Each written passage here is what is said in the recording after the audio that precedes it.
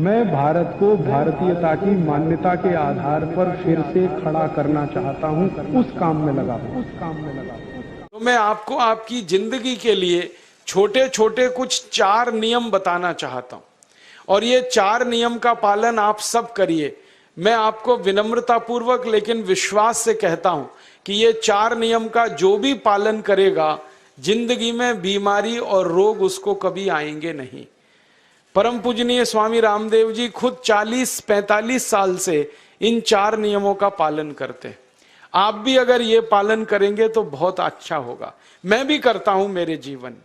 मैं पिछले 15 वर्षों से योग प्राणायाम करता हूं, उसके साथ कुछ नियम मैंने बनाए हैं, वो नियम का पालन करता हूं और वही नियम आपको बताना चाहता हूं। स्वामी जी पालन करते हैं, मैं करता हूं, हमारे लाखों योग शिक्षक करते हैं, और इन नियमों का पालन करने से हमको इतना लाभ हुआ है कि कभी बीमारी आती नहीं।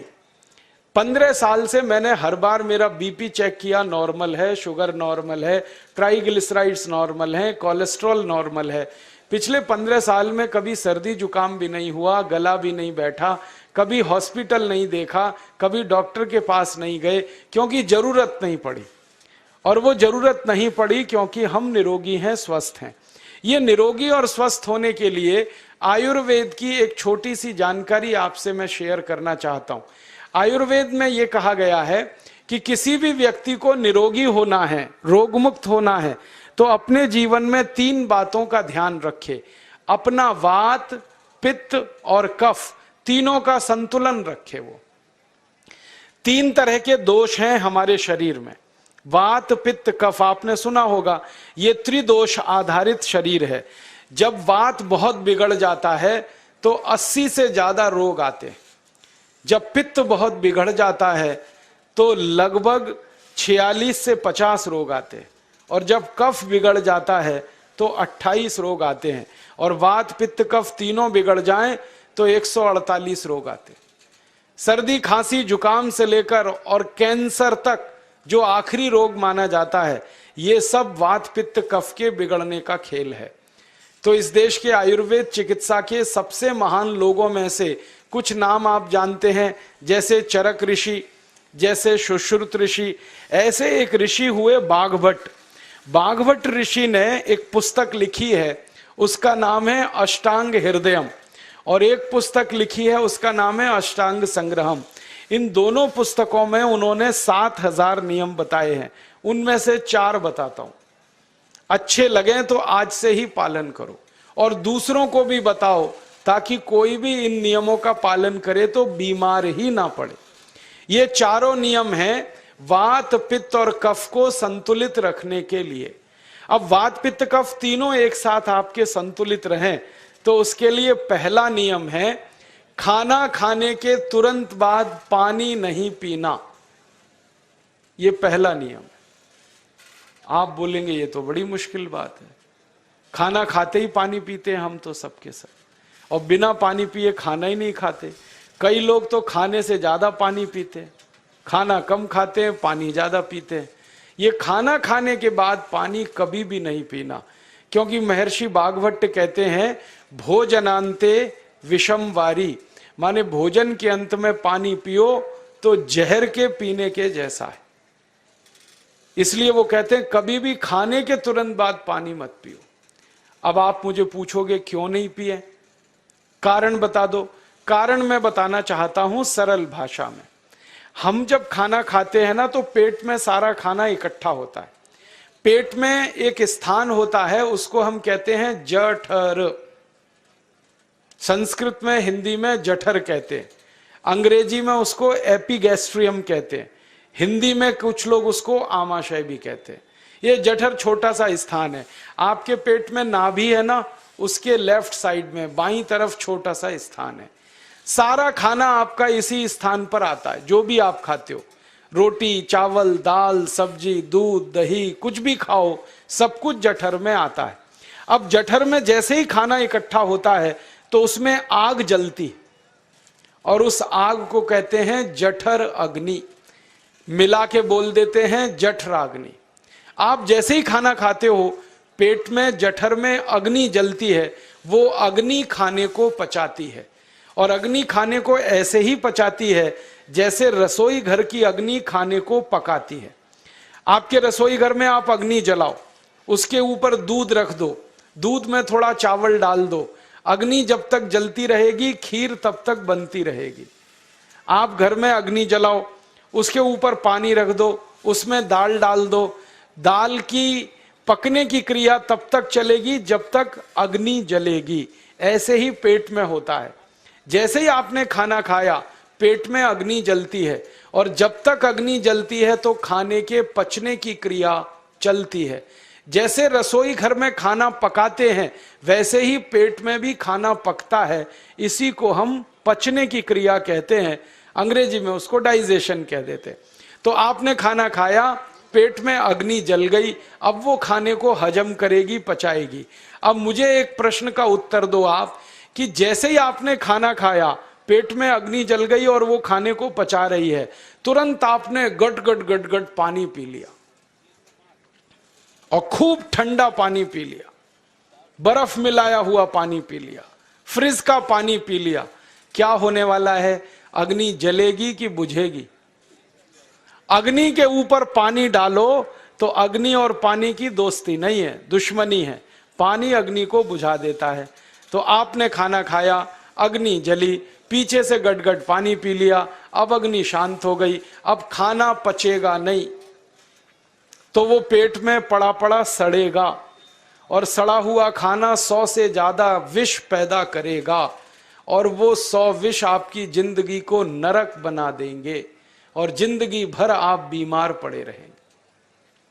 आपको मालूम है, कई लोग कहते हैं मुझे पेट में बहुत गैस बनती है। ये गैस उन्हीं को बनती है जिनका खाना हजम नहीं होता। कोई लोग कहते हैं कि मुझे पेट में जलन होती है, ये जलन उन्हीं को होती है जिनका खाना पचता नहीं।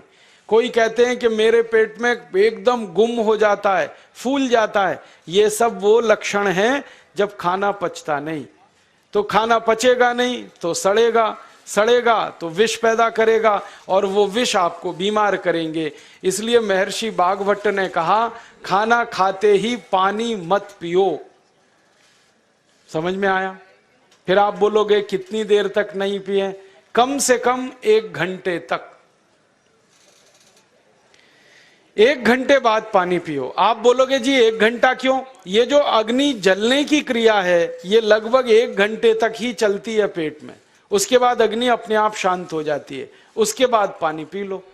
तो खाना अगर 10 बजे खाया तो 11 बजे पानी पियो, 11 बजे खाया तो 12 बजे पियो, 12 बजे खाया तो 1 बजे पियो, 1 घंटे बाद पानी पियो।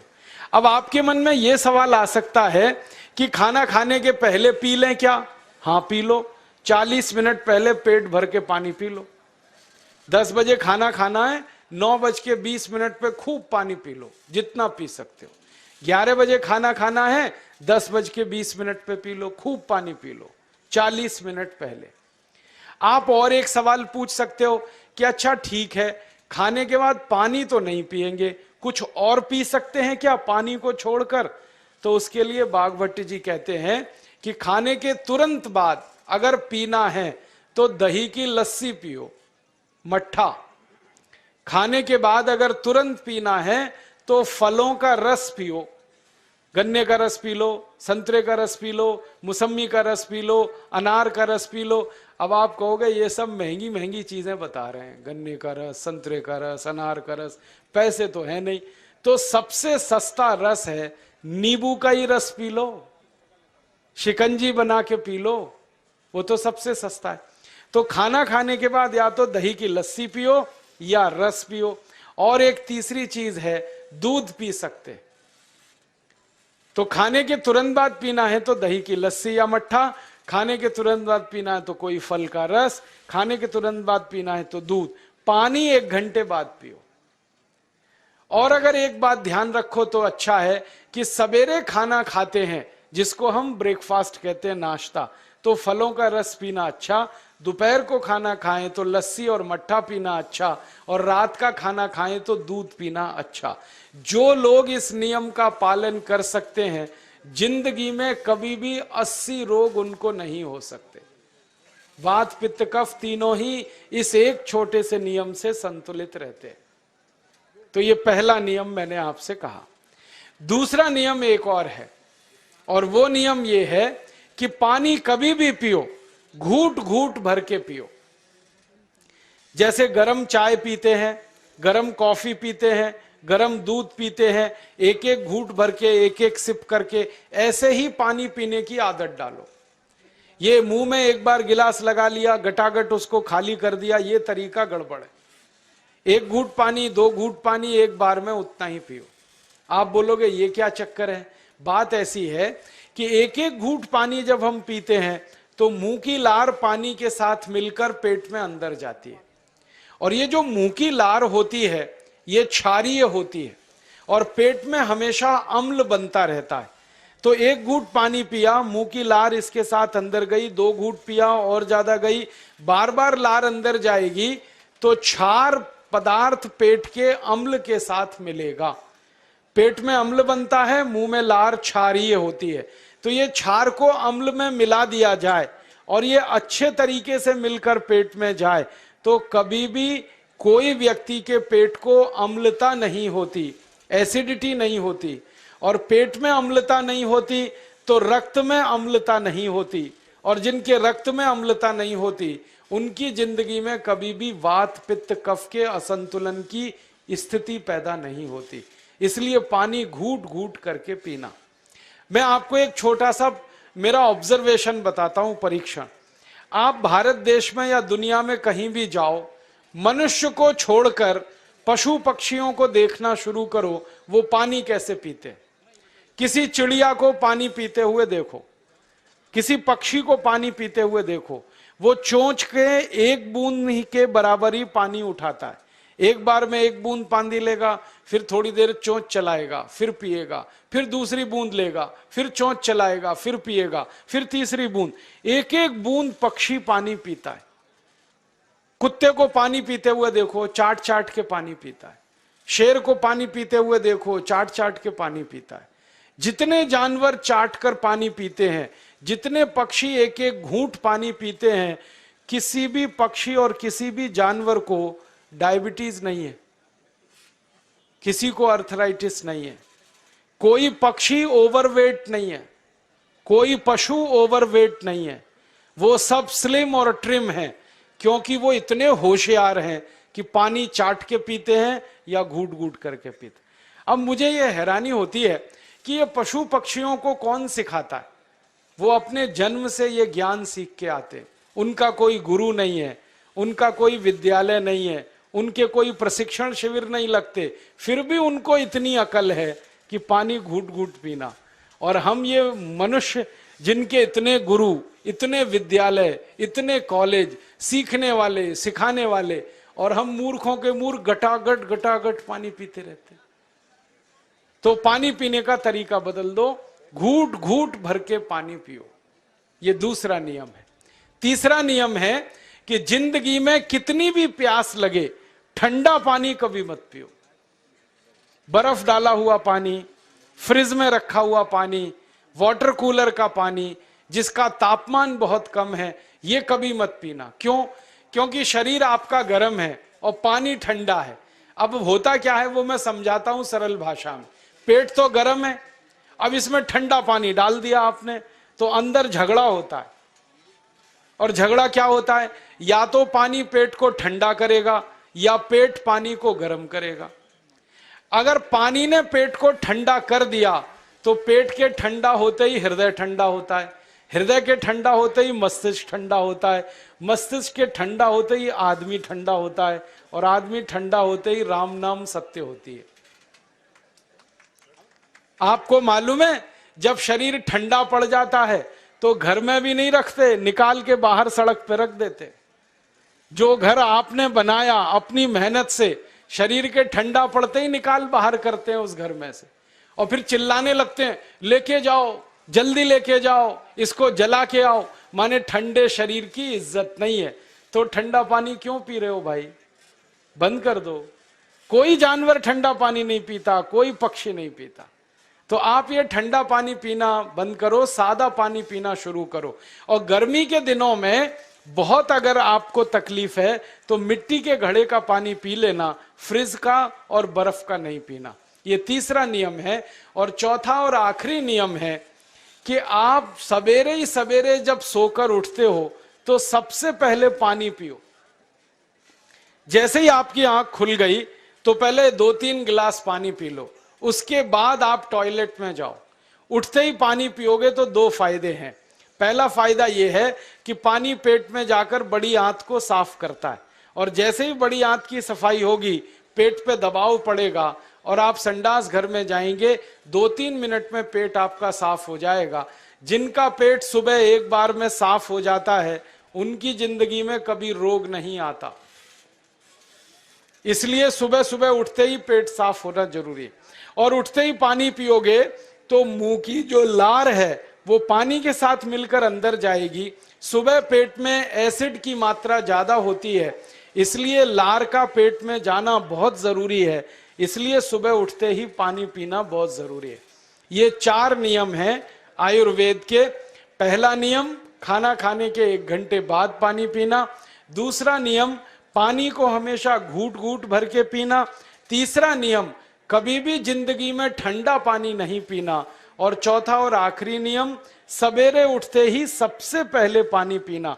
4 नियमों का पालन जो भी अपने जीवन में कर सकता है वो वात पित्त कफ तीनों को संतुलित रख सकता है।